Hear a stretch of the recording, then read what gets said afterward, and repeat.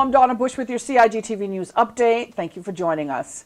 We begin with news from Clifton Hunter High School. On Tuesday morning, students in this science class learned all about going fishing in a kayak. The Year 10 students have been learning all about the different ways of fishing, from spear fishing, trolling in a boat, and line fishing on the shore. I learned that kayak fishing is actually fun to me because I've tried it before. What I learned from his presentation is that there are certain places in the marine or in the ocean that you cannot go to or that you cannot fish at, and there's certain limit that the kayak can hold depends on the length of it. And also kayaking can be commercial or it could be a hobby as well. Science teacher Ms. Donna Rule assigned teams of 2 students, asking them to make oral presentations on the various forms of fishing. The team of Brianna and Renee decided to invite civil servant Stefan Johnson, who's also an avid fisherman, in for their presentation. At the end, the students took part in an interesting question and answer session as well. Also making our headlines this Tuesday, an extension of the National Gallery's Cayman Islands biennial exhibition Cross Currents was formally opened at the Little Cayman Museum by His Excellency the Governor, Mr. Martin Roper, and Mrs. Elizabeth Roper last Friday. Now, this latest showcase is a continuation of the partnership between the gallery, the Little Cayman Museum, and the Cayman Islands Legacy Fund, which enables the National Gallery to continue their commitment to making art and art education as accessible as possible by traveling exhibitions regularly from Grand Cayman to venues in Cayman Brac and Little Cayman. Cross Currents replaces the inaugural traveling exhibition Coral Encounters, Photographs from Our Underwater World, which has now moved on to Cayman Brac, where it is on display at the Cayman Brac Beach Resort. The biennial project, which is supported by Butterfield, seeks to showcase the very latest developments in the contemporary art scene every 2 years and is conceived as a multi-venue project in which exhibitions, public art, and programming takes place across all 3 islands simultaneously. Well, the Cayman Islands Special Olympics basketball team moved into the medal rounds today, where they beat Namibia 21-16. Tomorrow they are in the gold medal round against India at the games being held in Abu Dhabi. In swimming, Alec Cox placed first in the 800 freestyle. Tomorrow they will compete in the 4x50 relay. On the track and field, the athletes are taking part in the 100 meter, 800 meter, and 4x100 relay tomorrow, as well as the unified doubles in bocce. We wish our Special Olympic athletes continued success at the World Summer Games. And that ends today's news update here on CIG Television. If you missed it, you can go to the Cayman Islands Government Facebook page or the CIG Television YouTube channel. I'm Donna Bush, as always, thanking you for joining us, wishing you a wonderful and, of course, a very safe night, and inviting you back here again tomorrow. Until then, bye-bye for now.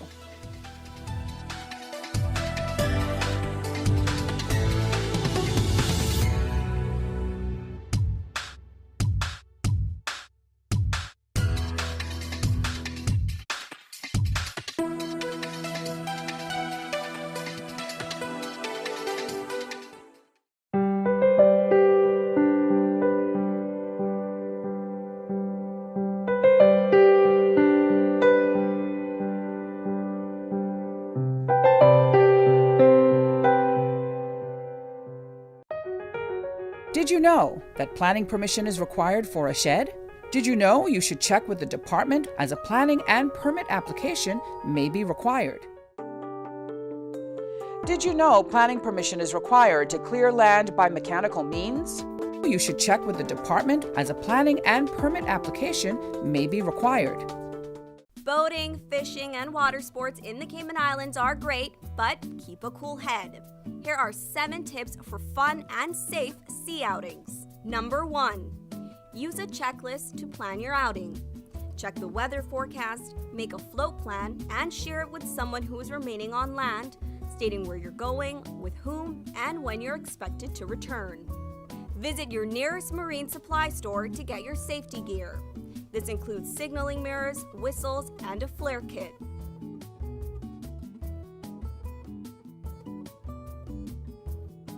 It's also very important to have onboard flotation devices and life vests for each person. There are different types of vests. Some are for water sport activities such as snorkeling, and others are for going on offshore boating or on fishing trips. Number 2. These items can be lifesavers in case of an accident or bad weather. Number 3. Use a motor kill switch, especially if you're boating alone. In case of a leak or breakdown, always stay with the boat until help arrives. If you capsize, an emergency beacon or locator device can send a distress signal to inform the authorities of your location. Larger flares will indicate distress to a boat, airplane, or search and rescue officials. Number 4. In addition to sunscreen, food, and beverages, it would be smart to have a cell phone.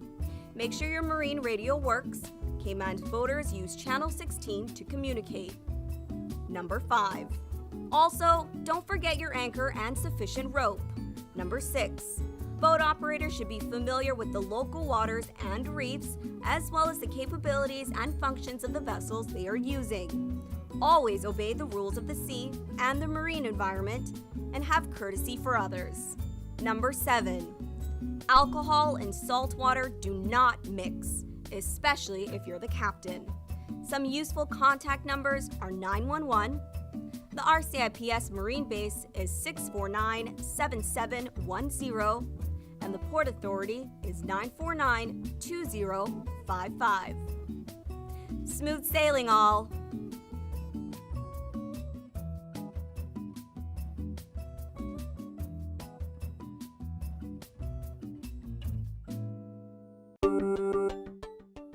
Did you know that planning permission is required for an addition, alteration, or any material change to your house?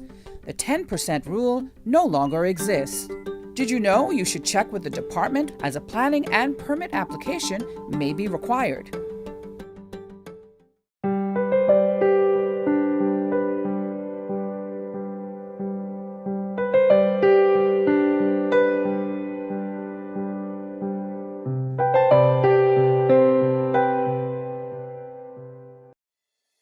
The Esterly-Tibbetts Highway 3-lane roundabout is ready for drivers. It's time to make sure you know how to use it. First, know which exit you need to take. Pay attention to lane arrows and signs. Make sure you use your signal to change lanes or exit the roundabout. To turn left, you always approach in the left-hand lane and indicate left. To drive straight ahead, you need to be looking out for signs and road markings indicating which lane to use. Get in one of the lanes marked with a straight-through arrow. If turning right, you must use the right-hand lane and indicate accordingly. To use the roundabout safely, remember these 3 tips. Know your exit, pick your lane, and signal to make your turn.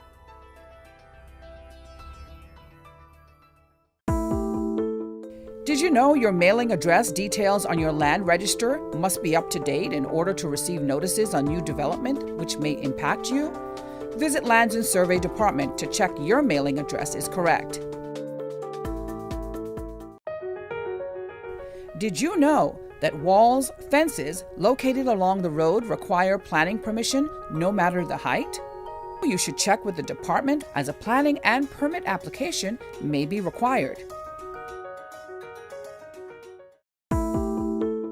Did you know that fences and walls within the high water setback require planning permission no matter the height?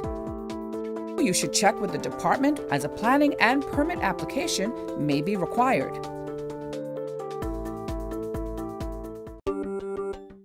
Did you know that a trellis structure requires planning permission?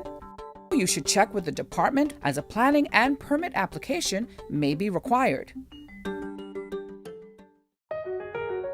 Did you know that a deck more than 6 inches above finished grade requires planning permission? Did you know you should check with the department as a planning and permit application may be required? Did you know that planning permission is required for a sign? Did you know you should check with the department as a planning and permit application may be required?